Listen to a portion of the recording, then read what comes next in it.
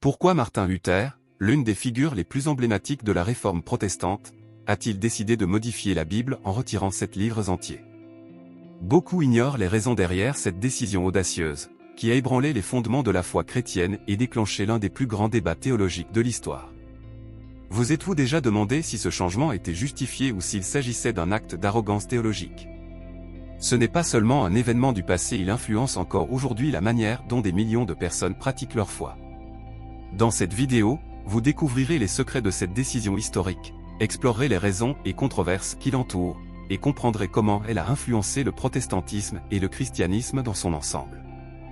Préparez-vous à remettre en question vos croyances, défier les vérités établies et plonger dans une histoire remplie de courage, de polémiques et de transformation. La réforme protestante a été une étape transformatrice de l'histoire religieuse et sociale, menée par Martin Luther, un moine catholique qui a défié l'autorité de l'Église catholique au XVe siècle.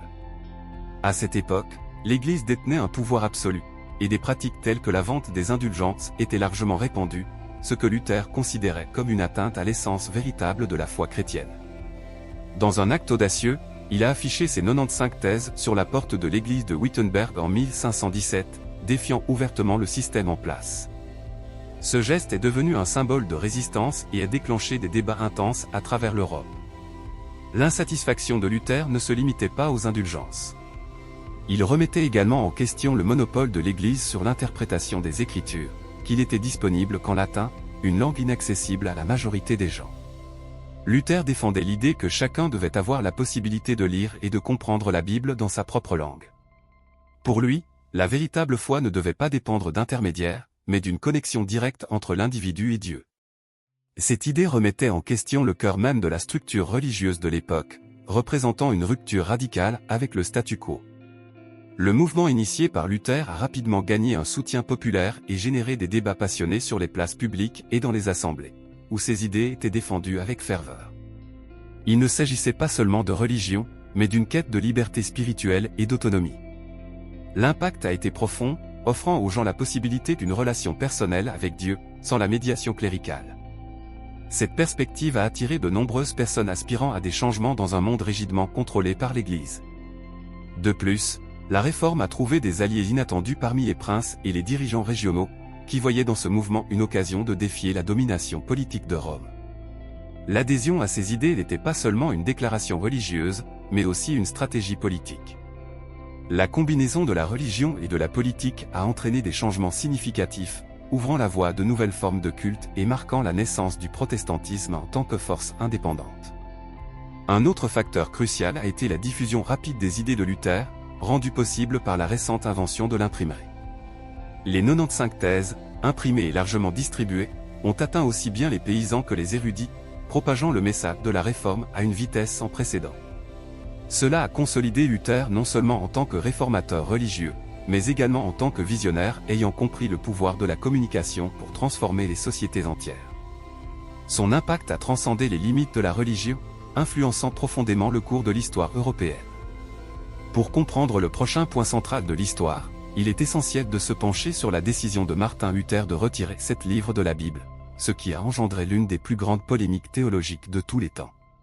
Ces livres, connus sous le nom de deutérocanoniques, incluaient des ouvrages tels que Tobie, Judith et la Sagesse, et faisaient partie de la tradition catholique depuis des siècles. Cependant, pour Luther, ces textes ne possédaient pas la même autorité que les autres livres bibliques. Il soutenait qu'ils n'avaient pas été écrits en hébreu, la langue sacrée, et qu'ils contenaient des contradictions par rapport à d'autres parties des Écritures. Cette exclusion n'était pas seulement une question de langue. Luther croyait que certains de ces textes soutenaient des doctrines qu'il rejetait, telles que le purgatoire et l'intercession des saints. Pour cette raison, il a plaidé pour leur exclusion afin de garantir que la Bible reste une source pure de foi et de doctrine, alignée sur sa vision selon laquelle le salut venait exclusivement par la foi en Dieu.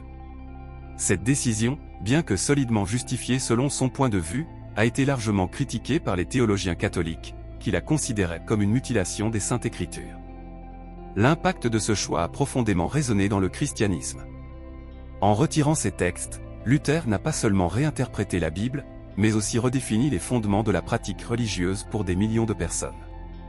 La version protestante des Écritures, comprenant 66 livres au lieu des 73 de la version catholique, est devenue une marque distinctive du mouvement réformateur. Ce changement a généré des débats passionnés qui perdurent encore aujourd'hui, où érudits et croyants questionnent la validité de ses raisons et les impacts théologiques de sa décision. Malgré les critiques, l'exclusion des livres deutérocanoniques reflétait également la vision de Luther sur l'autorité des Écritures. Il croyait que seuls les textes directement inspirés par Dieu devaient être considérés comme canoniques. Pour lui, cela impliquait de s'appuyer sur des critères rigoureux pour déterminer ce qui devait ou non figurer dans la Bible, un processus qu'il jugeait essentiel pour protéger l'intégrité de la foi chrétienne. Cette décision controversée a ouvert la voie à un christianisme réformé, éloigné des traditions séculaires de l'Église catholique.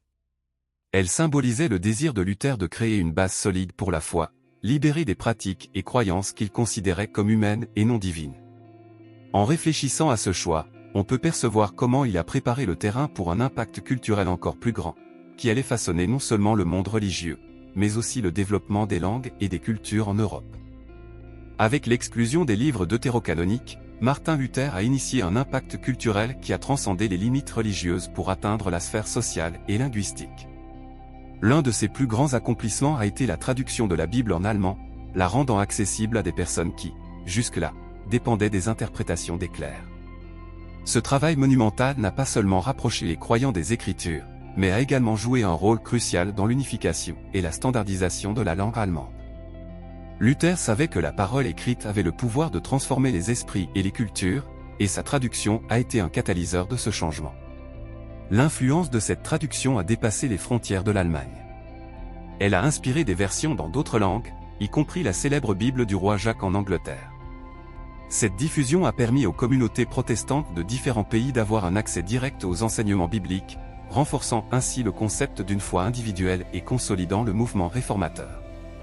Imaginez l'impact d'une population entière capable de comprendre les textes sacrés dans sa propre langue, un privilège autrefois réservé à une élite éduquée. En outre, la traduction de Luther a apporté des changements culturels significatifs. La popularisation de l'allemand standard, dérivé de la langue utilisée dans la Bible, a unifié les différents dialectes régionaux, créant un sentiment d'identité nationale. Cette standardisation a influencé non seulement la littérature, mais aussi l'éducation, laissant un héritage qui s'étend bien au-delà du contexte religieux. Pour Luther, la clarté de la parole de Dieu ne devait pas être limitée par la barrière de la langue, et il a utilisé son talent pour les mots afin de briser cet obstacle. Un autre impact culturel important a été l'encouragement à l'alphabétisation. Avec la Bible traduite, de plus en plus de personnes ont montré un intérêt pour apprendre à lire, créant une demande pour des écoles et une éducation formelle. Cela a engendré un effet domino qui a bénéficié à la société dans son ensemble, favorisant le développement intellectuel et social. La Bible de Luther n'était pas seulement un texte religieux, c'était un outil de changement social qui incitait à la connaissance et à l'autonomie. Cette transformation culturelle démontre que l'œuvre de Luther allait au-delà d'un simple mouvement spirituel. Il a façonné l'avenir d'une Europe en pleine transition, préparant le terrain pour des débats théologiques et des mouvements sociaux encore plus profonds. Cette nouvelle manière d'appréhender la foi a été testée dans un contexte de conflits théologiques qui ont défié l'autorité de l'Église et transformé à jamais la manière dont les gens comprenaient leur relation avec le divin. Les conflits théologiques déclenchés par Martin Luther ont été le cœur battant des changements qui ont bouleversé le christianisme. Sa croyance centrale, selon laquelle le salut était atteint uniquement par la foi, entrait en conflit direct avec la doctrine catholique, qui mettait l'accent sur l'importance des bonnes œuvres, des sacrements et des intercessions des saints. Ce désaccord n'était pas seulement un débat théorique, c'était une bataille pour les âmes et le pouvoir. Luther remettait en question l'idée que l'Église possédait une autorité divine pour déterminer le destin spirituel des individus, plaçant la Bible comme unique source de révélation. Ce conflit est devenu encore plus évident dans son rejet de la hiérarchie ecclésiastique. Luther voyait dans le pape et les conciles un dévoiement du but originel du christianisme. Pour lui, l'autorité religieuse ne devait pas être centralisée entre les mains de dirigeants humains, mais accessible à tous les croyants par l'intermédiaire des Écritures. Ce concept de sacerdoce universel a révolutionné la manière dont les gens percevaient leur relation avec Dieu, éliminant la nécessité d'intermédiaires et plaçant la foi à un niveau personnel et direct. La position de Luther a également défié des pratiques bien ancrées de l'Église, telles que la vente d'indulgences, qu'il considérait comme une exploitation financière déguisée en spiritualité.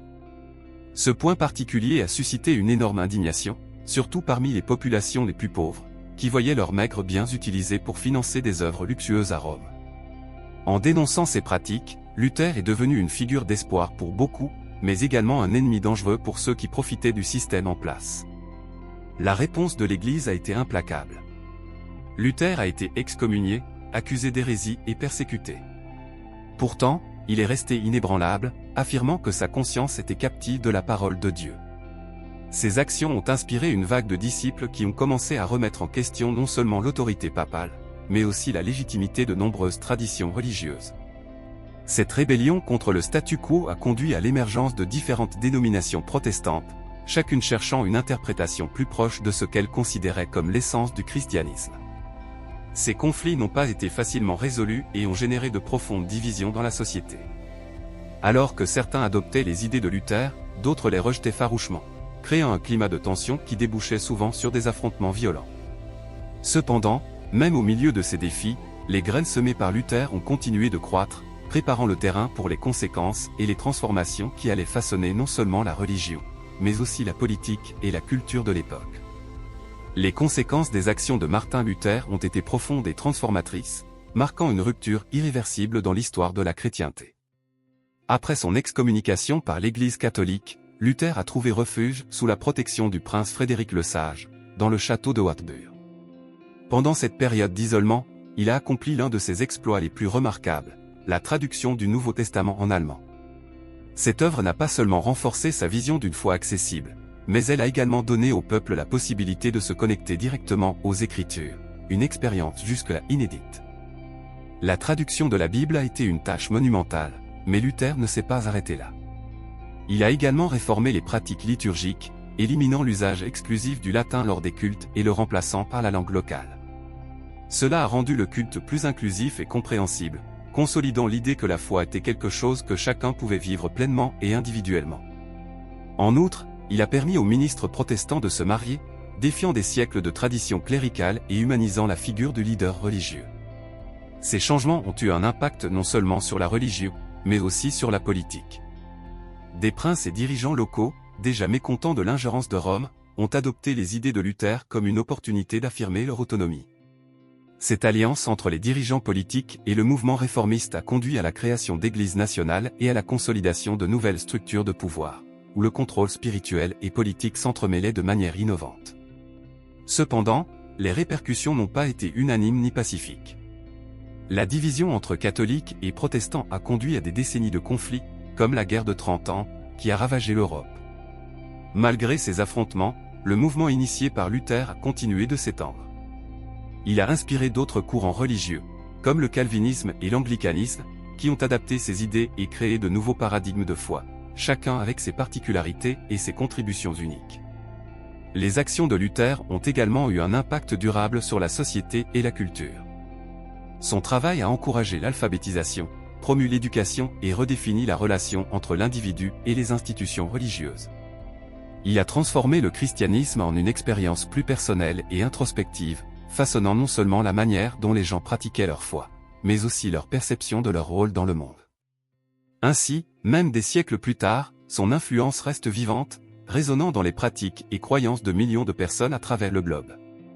Maintenant que vous comprenez l'impact de Martin Luther sur l'histoire du christianisme et comment ses actions ont façonné les pratiques religieuses que nous connaissons aujourd'hui, la question qui se pose est la suivante: que ferez-vous de ce savoir? Est-il temps d'examiner votre propre foi et de remettre en question les bases sur lesquelles elle repose? Ou peut-être est-ce le moment d'explorer plus en profondeur les Écritures, en réfléchissant à leur application dans votre vie? Le changement que Luther a initié a commencé par un simple acte de courage. Pourquoi ne pas appliquer ce même courage à votre propre cheminement spirituel? Si ce contenu vous a apporté de nouvelles perspectives, n'oubliez pas de vous abonner à la chaîne et d'activer les notifications. Ainsi, vous pourrez continuer à découvrir des histoires inspirantes qui élargissent votre vision de la foi et de l'histoire. Laissez vos réflexions en commentaire et partagez cette vidéo avec ceux qui, selon vous, pourraient également tirer des enseignements de ce parcours incroyable de connaissances.